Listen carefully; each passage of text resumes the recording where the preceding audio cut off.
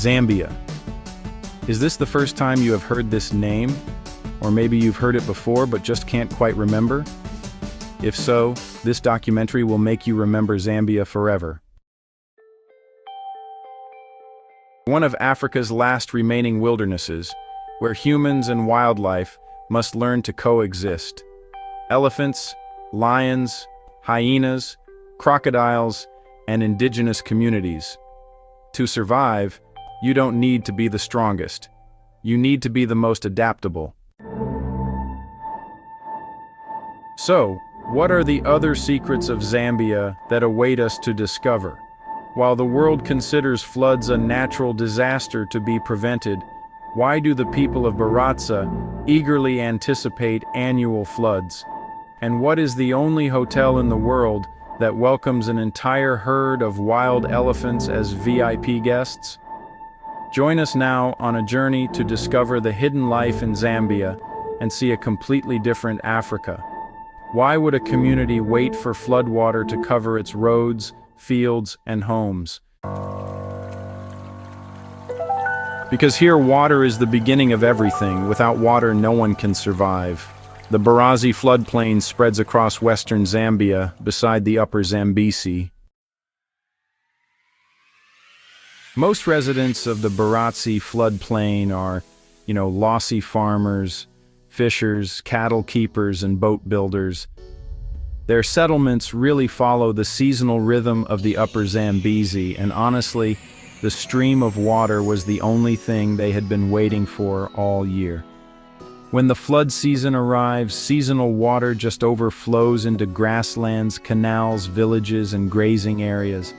Families move their belongings, herd livestock, and prepare boats before the flood peaks. The indigenous people also share this space with fish, antelope, water birds, and grazing herds. Local rules protect these areas and restrict destructive fishing during sensitive periods. Beyond simply adapting, the Lozi people have also created a unique ritual to celebrate the arrival of the flood season. This is the Kwamboka ceremony. Kwamoka, meaning to get out of the water in Silozi, grew from the Lozi people's annual response to the seasonal flooding of the Barazi plain. When the Zambezi rises, the king, who is called Leonga, leaves his lowland palace at Lui for the higher palace at Limulua. The Leonga is not an actor. He is the real traditional king of the Loi, supported by an actual royal household and council within Zambia's recognized system of customary leadership. When water rises, people move. When it falls, they return. A railway carriage carries us south. Steel wheels beating across Zambia, and Livingston stands beside the Zambezi. The town grew with the railway and colonial administration during the early 20th century. Old civic buildings remain near broad streets. The locomotives preserve Zambia's transport history. The people here place great importance on greetings. That's the beginning of every conversation, whether it's about everyday life or business. Then the road enters Mora Market. Bright colors fill lanes. Tomatoes form red stacks. Dried fish gleams beneath patched roofs. Traders arrange roots, herbs, and grain across counters. Household goods crowd the adjoining lanes. The voices of vendors and buyers overlap each other, creating this lively buzz. Coins change hands quickly. Smoke drifts above cooking stalls, and the smell of dried fish spreads all around the air. Far beyond the stalls, moisture begins to thicken. The Zambezi gathers speed. Then, the ground opens to one of the most iconic landscapes of Zambia. Mosio Atuna appears through the spray and moving white water. The waterfall stretches more than 1 mile across the Zambia-Zimbabwe border. At high flow, water crashes into basalt gorges with an unbelievable force. At a natural lake just meters from the edge of the gorge, locals and tourists alike enjoy a refreshing dip in the cool water. On the other side, a rainbow appears and stretches across the canyon below. Heat, Imagine you're at the lodge's restaurant and you just lift your fork. Suddenly, your glass trembles slightly. Then, the floor begins to, pulse beneath your feet. You look at the door and, wow, you see one elephant enter. 1, 2, 3. And then an entire herd of giant wild elephants leisurely walks right into the lobby. Elephant mothers lead the way while their calves step quietly behind. This is actually a true story at Amphu Lodge, a safari resort overlooking the Mafu Lagoon in South Luangwa National Park. From late October to early December each year, a herd of wild elephants will pass through the MFU Lodge grounds to enter the inner garden just beyond the reception. Here there's a wild mango tree that produces their absolute favorite fruit. During mango season, ripe fruit drops into the courtyard and, well, it draws elephants in from the woodland. In fact, this lodge was built right on an ancient elephant trail.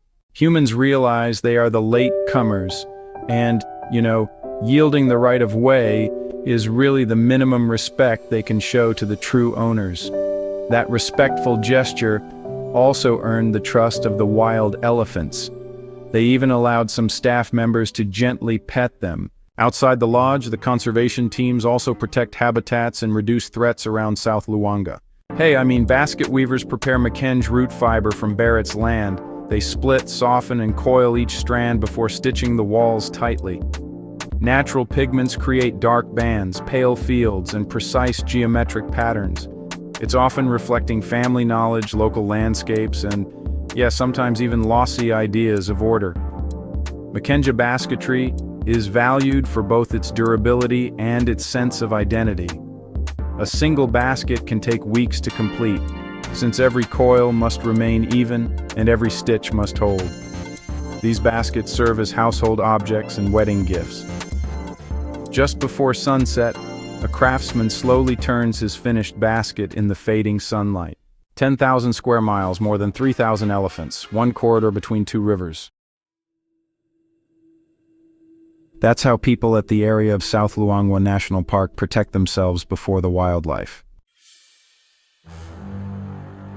Like some other areas in Zambia, here the elephants sometimes enter fields for maize and stored grain. Furthermore, leopards may hunt livestock when their usual prey, such as rabbits, becomes scarce. To cope, families use chili powder repellent or solar fences along the edges of the fields. Concrete granaries keep stored food beyond an elephant's reach. Strong livestock enclosures reduce night attacks from leopards and other predators. Inside South Luangwa, the dry season compresses life around the remaining water. Hippopotamuses are among the most remarkable and powerful creatures. Hundreds of them may gather in crowded pools, pressing shoulder to shoulder as channels shrink beneath the heat. At night, they leave the river to graze, moving far across the ground before returning at dawn. Crocodiles wait along the exposed banks, conserving energy for hours, almost motionless. They're just waiting for deer, antelope, and other animals to approach the shallows. When the river drops further, every crossing can become the last ever. The two species share the same refuge, but survive through different strategies. Hippos defend space with absolute force and a distinctly aggressive nature, while crocodiles depend on silence, patience, and sudden speed to punish every false step. In South Luangwa National Park, no one is the strongest, not even humans, because honestly, only those who adapt best will survive until the end. 1,790 square miles and 8,500 square miles across the wider ecosystem, and an incredibly rare population of black rhinos.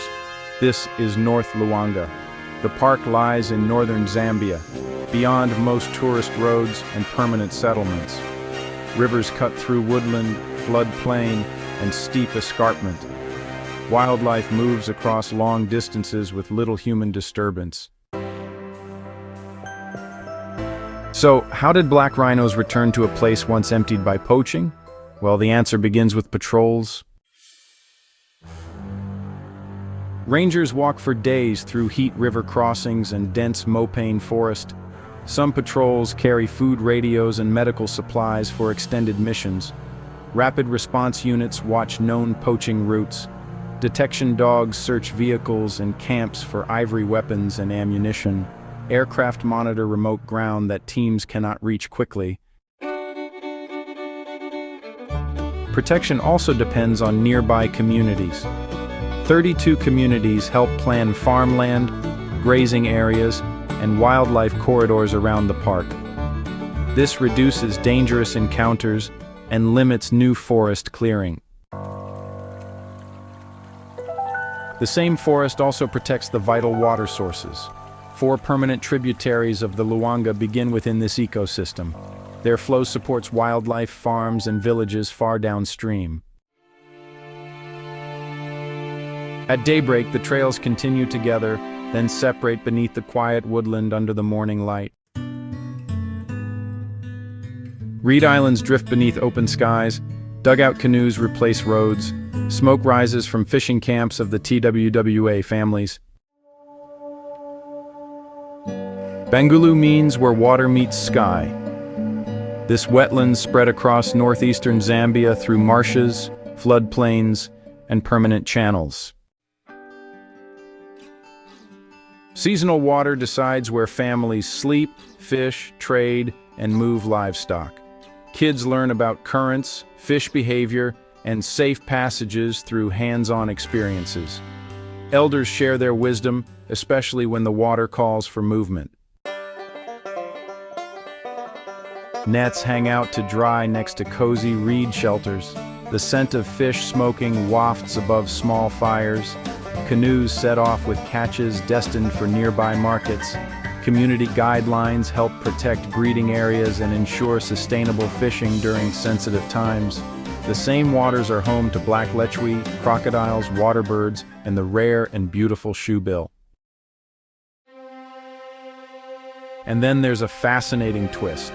Now the fishes here take pride in guarding shoebill nests from disturbance and theft. They mark nesting sites, keep an eye on access routes, and alert others to any threats. Wildlife protection has even become a paid role. True security comes when we resist the urge to take everything available. So, what happens when we actually pause and consider what we truly need? There are times when millions of bats leave one forest within just minutes. The canopy erupts, wings fill every opening, and honestly, the sky darkens with the movement of all those wings. Kasanka National Park lies in central Zambia and covers about 170 square miles.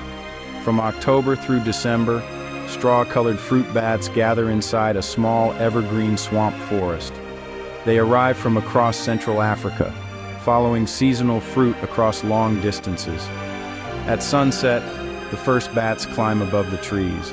Then, the entire colony rises. Millions cross the horizon in dense streams while raptors strike from above.